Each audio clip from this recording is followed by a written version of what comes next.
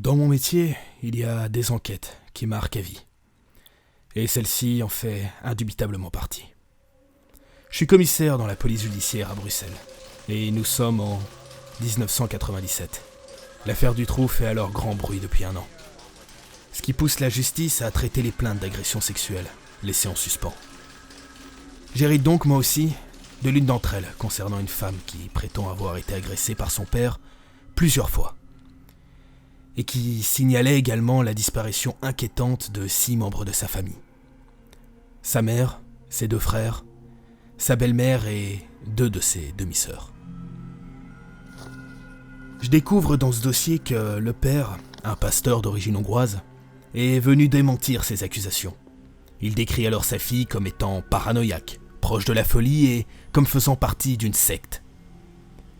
Il soutient alors que les soi-disant membres disparus sont en fait retournés vivre en Hongrie. Lors de l'enquête de routine faite à l'époque, des locaux confirment leur présence dans le pays. Le manque de preuves concernant les agressions sexuelles obligea le juge à classer le dossier. Mais je décidai tout de même de m'y plonger, passant le week-end à démêler chaque document. C'est alors que je me rendis compte que l'enquête était bâclée et qu'elle cachait bien plus que ce qui avait été annoncé. En ce qui concerne le père, après avoir été diplômé en théologie, il s'installait en Belgique pour devenir pasteur avec sa première femme et ses 3 enfants, dont fait partie la plaignante. La communauté protestante l'accepte et il office un peu partout en Belgique. Et ce, jusqu'à ce qu'il commence à demander des dons de plus en plus importants à ses paroissiens pour ses besoins personnels, comme la construction d'une maison à Bruxelles. Suite à l'accusation déposée à son encontre, il sera démis de ses fonctions, mais continuera quand même à se prétendre pasteur. Il divorcera peu après et passera par des petites annonces du journal pour trouver sa seconde épouse, dont il adoptera également les enfants. De cette nouvelle union naissent un fils et une fille. Lors de sa déposition, sa fille dira de lui qu'il n'est pas un père aimant, mais autoritaire et dominateur. Je comprends alors que la secte dont il parlait était en fait sa propre famille. Je décide donc de convoquer à nouveau cette femme pour l'interroger sur cette histoire, mais cette fois-ci dans les bureaux du commissariat. Je sentais qu'elle hésitait à me répondre, évitant mon regard, donnant des réponses vagues et n'étant pas à l'aise. Était-ce de l'instinct ou de la folie ? Toujours est-il que je lui proposais de sortir, prendre l'air. Il ne lui fallut qu'une vingtaine de minutes d'air frais pour se retrouver devant moi et me déballer tout son fardeau. Monsieur, vous n'imaginez pas à quel point c'est grave. Très grave. Dites-moi, est-ce que votre père vous a agressé sexuellement ? Oui, mais ce n'est pas tout. Il m'a forcé à les tuer. Mon sang se glace d'un coup. Avais-je bien entendu ? Vous pouvez répéter ça, s'il vous plaît ? On les a tués.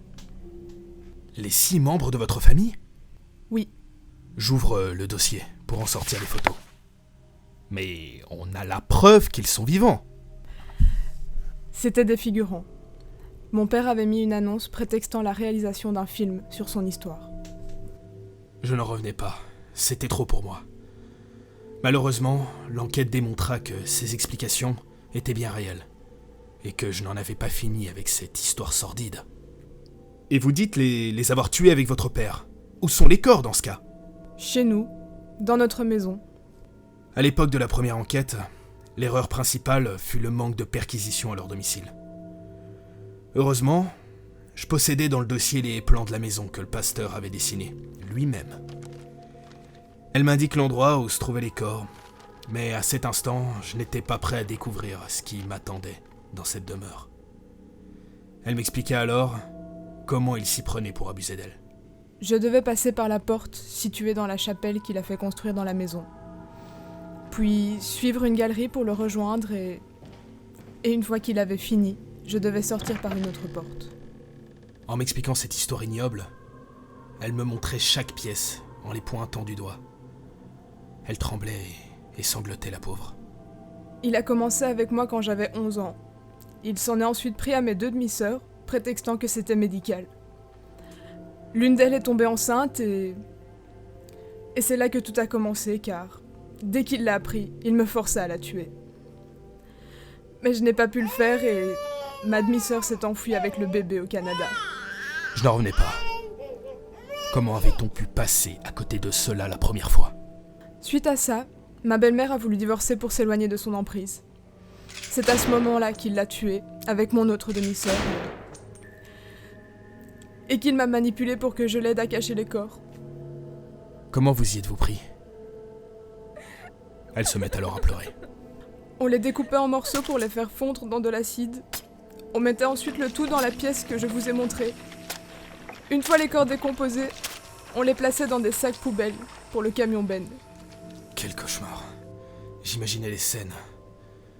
C'était atroce. Vous avez procédé comme ça pour tous? Oui.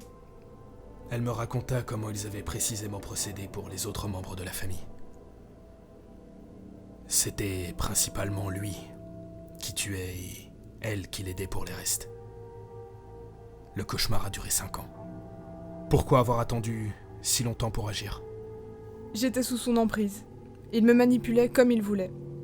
C'est plus tard que je me suis rendu compte de ce qu'on avait fait.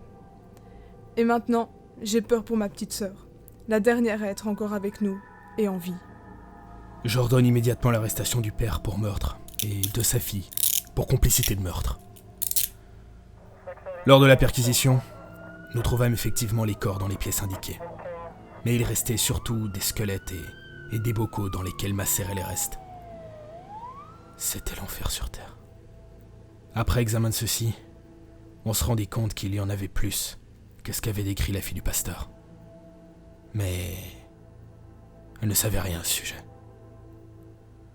Le père, quant à lui, nia tout en bloc en prétextant qu'il s'agissait des restes d'un ancien cimetière dont la terre avait servi pour la construction de la maison. Rien de tout ça n'était vrai, mais impossible de connaître la vérité. Et ce cinéma continua jusqu'à la fin du procès. La fille avouant tout pour incriminer son père et celui-ci niait tout en bloc, allant même jusqu'à prétendre être un second Dreyfus. Après 5 ans, il fut finalement condamné à la perpétuité. Et sa fille, quant à elle, a 21 ans de prison. Pendant toute son incarcération, il clamera son innocence, passant par tous les recours possibles, mais sans résultat.